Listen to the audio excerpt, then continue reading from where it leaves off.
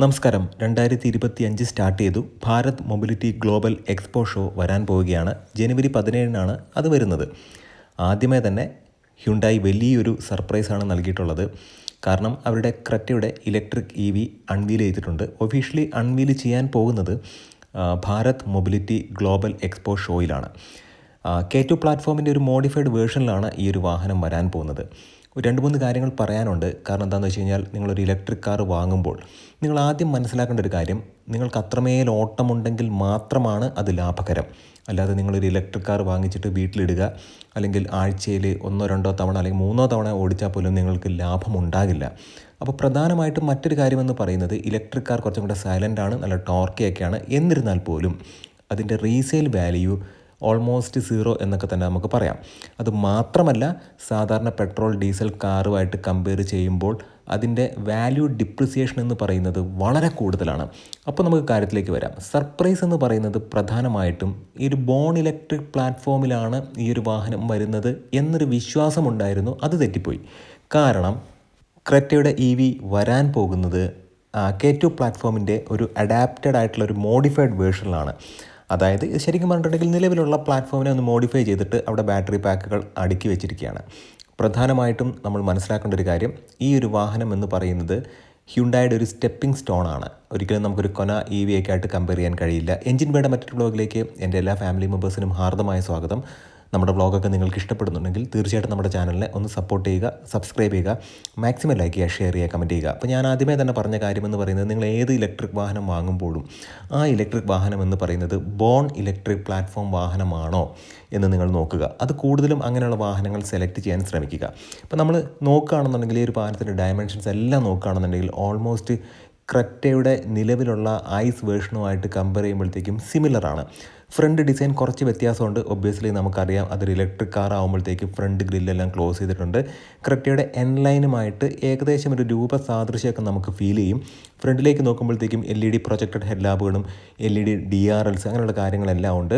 അതുമാത്രമല്ല 360 degree camera, panoramic sunroof, level 2 ADAS ഇങ്ങനെയുള്ള കാര്യങ്ങളെല്ലാം ഉണ്ട്. 17 ഇഞ്ചിൻ്റെ അലോയ് വീൽസാണ് കൊടുത്തിട്ടുള്ളത്. എയറോഡൈനാമിക് പ്രൊപ്പോർഷനേറ്റ് ആയിട്ടുള്ള, കാണാൻ വളരെ ഭംഗിയുള്ള ഒരു അലോയ് വീൽ പാറ്റേൺ ആണ് അവിടെ കൊടുത്തിട്ടുള്ളത്. അതുമാത്രമല്ല, ക്രെറ്റയുടെ ഇപ്പോൾ ഒരു ലൈനൊക്കെ നമ്മൾ നോക്കുകയാണെന്നുണ്ടെങ്കിൽ അവിടെ 18 ഇഞ്ച് അലോയ് വീൽസ് ഒക്കെ കൊടുത്തിട്ടുണ്ട്. പക്ഷേ ഇവിടെ 17 ഇഞ്ച് അലോയ് വീൽസ് ആണ് കൊടുത്തിട്ടുള്ളത്. ഫ്രണ്ടിലേക്ക് നമ്മൾ നോക്കുമ്പോഴത്തേക്കും ഒരു ആക്റ്റീവ് എയറോ ഫ്ലാപ്പ് അവിടെ നമുക്ക് കാണാൻ കഴിയും. സിമ്പിളായിട്ട് പറയുകയാണെന്നുണ്ടെങ്കിൽ, ബാറ്ററിക്ക് ഒരു പരിധിയിൽ കൂടുതൽ ഹീറ്റായി കഴിയുമ്പോഴത്തേക്കും എക്സ്ട്രാ കൂളിംഗ് ആവശ്യമുണ്ടെങ്കിൽ ഈ ഒരു ഫ്ലാപ്പ് തുറന്നിട്ട് പുറത്തുനിന്നുള്ള എയർ ഉപയോഗിച്ചിട്ട് അതിനെ കൂൾ ചെയ്യാൻ കഴിയും എന്നുള്ളതാണ് പറഞ്ഞിട്ടുള്ളത്. ലോ റോളിംഗ് റെസിസ്റ്റൻറ്റ് ടയേഴ്സാണ് യൂസ് ചെയ്തിട്ടുള്ളത്. പ്രധാനമായിട്ടും എടുത്തു പറയേണ്ട ഒരു കാര്യം അതാണ്.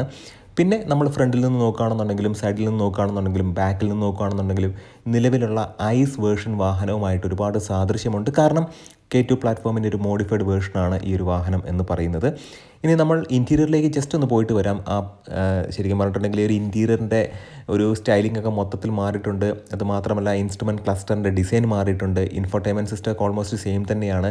പിന്നെ ഈ ഡ്രൈവ് സെലക്ടർ മോഡുകൾ കാര്യങ്ങളൊക്കെ ഉണ്ട്. പക്ഷേ നമ്മൾ ഇക്കോ അതുപോലെ തന്നെ നോർമൽ സ്പോർട്സ് മോഡുകളൊക്കെ സെലക്ട് ചെയ്യുന്നത് സാധാരണ റോട്ടറി സ്വിച്ചാണ്. ഇത് ശരിക്കും പറഞ്ഞിട്ടുണ്ടെങ്കിൽ നമ്മുടെ റൈറ്റ് സൈഡിലുള്ള നോബ് ഉണ്ടല്ലോ, നമ്മൾ ഇൻഡിക്കേറ്ററൊക്കെ ഇടുന്നത് ആ ഭാഗത്താണ്. അത് ജസ്റ്റ് നമ്മൾ ഈ ഹൈ എൻഡ് വാഹനങ്ങളെയൊക്കെ കണ്ടിട്ടുള്ള ആ ഒരു രീതിയിലുള്ള ഒരു റോട്ടറി നോബ് അവിടെ കൊടുത്തിട്ടുണ്ട്. അതായത് വളരെ സിമ്പിളായിട്ട് നമുക്ക് മനസ്സിലാക്കാൻ പറ്റുന്ന രീതിക്ക് പറഞ്ഞിട്ടുണ്ടെങ്കിൽ, നമ്മുടെ റൈറ്റ് സൈഡിലുള്ള, അതായത് സ്റ്റീറിങ്ങിൻ്റെ റൈറ്റ് സൈഡിലുള്ള ഈ ഇൻഡിക്കേറ്റർ പോർഷനിലുള്ള ആ ഒരു നോബിൽ തന്നെയാണ് ഇങ്ങനെ റോട്ടറി ടൈപ്പിൽ നമുക്ക് ഡ്രൈവ് മോഡുകൾ സെലക്ട് ചെയ്യാനുള്ള ബട്ടൺ അറേഞ്ച് ചെയ്ത് വെച്ചിട്ടുള്ളത്. പിന്നെ പ്രധാനമായിട്ടും മനസ്സിലാക്കേണ്ട ഒരു കാര്യമെന്ന് പറയുന്നത്, ഈ ഒരു വാഹനത്തിൻ്റെ എഫിഷ്യൻസിയെ കുറിച്ചിട്ടാണ്. എത്ര kWh ബാറ്ററിയാണ്, എത്ര റേഞ്ച് ലഭിക്കും എന്നുള്ളത്. അതിന് മുമ്പ് 2-3 കാര്യങ്ങളും കൂടെ പറയാനുണ്ട്. നമ്മൾ 1-2 വീഡിയോസിലൊക്കെ നേരത്തെ പറഞ്ഞിട്ടുണ്ടായിരുന്നു, ഈ ഒരു വാഹനം എന്ന് പറയുന്നത് കോമ്പീറ്റ് ചെയ്യാൻ പോകുന്നത് BE6നോടും അത് മാത്രമല്ല കർവിനോടൊക്കെയാണ്.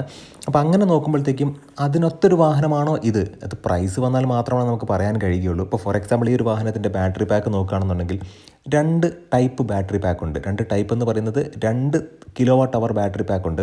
42 kWhൻ്റെ ബാറ്ററി ഉണ്ട്, 51.4 kWhൻ്റെ ബാറ്ററി പാക്കും ഉണ്ട്. അപ്പോൾ 42 kWh ബാറ്ററി പാക്ക് എന്ന് പറയുന്നത് ഒരു എൻട്രി ലെവൽ എന്നുള്ള രീതിക്ക് നമുക്ക് കാണാം.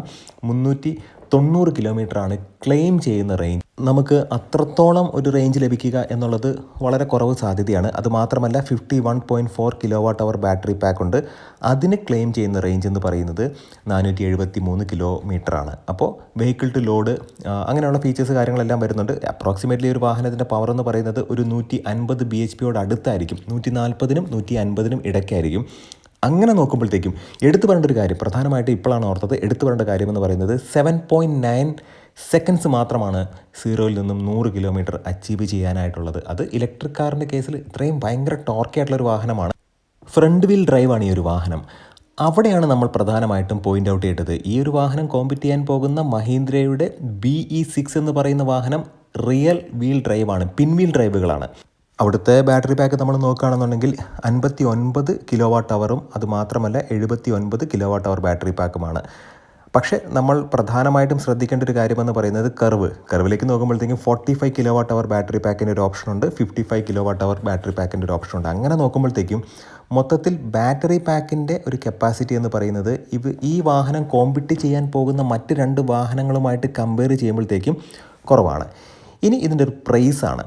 അതായത് കൃത്യമായിട്ടുള്ളൊരു പ്രൈസിങ് ഉണ്ടെങ്കിൽ ഈ ഒരു വാഹനം സക്സസ്ഫുൾ ആകും. പക്ഷേ നമ്മൾ മനസ്സിലാക്കേണ്ട ഒരു കാര്യം, ഇതേ പ്രൈസ് റേഞ്ചിൽ തന്നെ ഏറ്റവും ലോ ഉണ്ട്, എനിക്ക് തോന്നുന്നു BE6-നൊക്കെ എനിക്ക് തോന്നുന്നു 18 ലക്ഷം രൂപയായിരിക്കും അതിൻ്റെ ഒരു ഇനീഷ്യലായിട്ടുള്ള ഒരു എൻട്രി ലെവൽ പ്രൈസ് എന്ന് പറയുന്നത്. അങ്ങനെ നോക്കുമ്പോഴത്തേക്കും ആ ഒരു വാഹനം മച്ച് മോർ ബെറ്ററാണ്. കാരണം അതൊരു ബോൺ ഇലക്ട്രിക് പ്ലാറ്റ്ഫോമിൽ വരുന്നൊരു വാഹനമാണ്. ഇൻഗ്ലോ പ്ലാറ്റ്ഫോമിലാണ് ആ ഒരു വാഹനം വരുന്നത്. അത് മാത്രമല്ല ആ ഒരു വാഹനത്തിൻ്റെ ബാറ്ററി പാക്ക് എന്ന് പറയുന്നത് ബ്ലേഡ് ബാറ്ററിയൊക്കെയാണ് യൂസ് ചെയ്തിട്ടുള്ളത്. പ്രധാനമായിട്ടും അതിനൊരുപാട് മോഡേൺ ആയിട്ടുള്ളൊരു വാഹനമാണ്. അത് സേഫ്റ്റിയുടെ കാര്യത്തിലാണെന്നുണ്ടെങ്കിലും, അത് മാത്രമല്ല ബാറ്ററിയുടെ പ്രൊട്ടക്ഷൻ്റെ കാര്യത്തിലാണെന്നുണ്ടെങ്കിലും, തിക്നെസ്സിൻ്റെ കാര്യത്തിലാണെന്നുണ്ടെങ്കിലും, പവറിൻ്റെ കാര്യത്തിലാണെന്നുണ്ടെങ്കിലും പിൻവീൽ ഡ്രൈവുകളാണ്.